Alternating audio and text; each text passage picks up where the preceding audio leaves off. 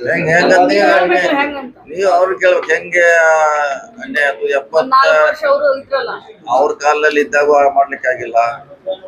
ನಮ್ಮ ಕಾಲದಲ್ಲಿ ಬಂದಿದ್ದು ಮಾತು ಕೊಟ್ಟಿದ್ದೀವಿ, ಮಾತು ಕೊಟ್ಟಂಗೆ ನಡೆದಿದ್ದೀವಿ.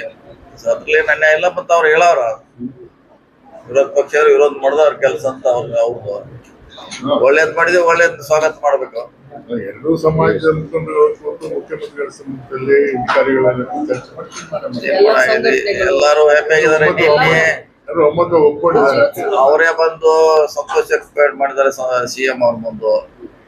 ಸೊ ಎಲ್ಲ ಸ್ಮೂತ್ ಆಗಿದೆ. ಇನ್ನೇನ್ರ ಇದ್ರೆ ಹೊಸದ್ ಹುಡುಕ್ಬೇಕು. ಅವ್ರು ಬಿಜೆಪಿ ಅವರು ಮತ್ತೇನಿದ್ರು ಹೊಸದ್ ಹುಡುಕ್ಬೇಕಿದಂತಿ ಕ್ಲೋಸ್ ಆಯ್ತು. ಅವ್ರಿಗೆ ಅರಗಿಸ್ಕೊಳಕ್ ಆಗ್ತಿಲ್ಲ ಅಂತ 100% ಆಗ್ತಿಲ್ಲ. ಯಾಕಂದ್ರೆ ಅವ್ರಿಗೆ ಇಶ್ಯೂ ಬೇಕೇನಾದ್ರು. ಇದು ಇಶ್ಯೂ ಚುನಾವಣೆವರೆಗೆ ಮುಂದುವಯ್ಬೇಕಂತಿತ್ತು. ಆದ್ರೆ ನಮ್ಮವರೆಲ್ಲ ಬಹಳ ಚಾಣಾಕ್ಷತೆಯಿಂದ ಅಂಕಿಅಂಶಗಳನ್ನು ಮುಂದಿಟ್ಟು ಇದನ್ನ ಸಮಾಜ ಮುಖಂಡ ವಿಶ್ವಾಸ ಮುಗಿಸಿದ್ದಾರೆ. ಇದು ಒಂದು ಐತಿಹಾಸಿಕ ತೀರ್ಮಾನ ನಮ್ಮ ಪಕ್ಷದಿಂದ. ಈಗ ಒಳ ಮೀಸಲಾತಿ ಸಮಸ್ಯೆಯನ್ನು ಬಗೆಹರಿಸಿದೆ.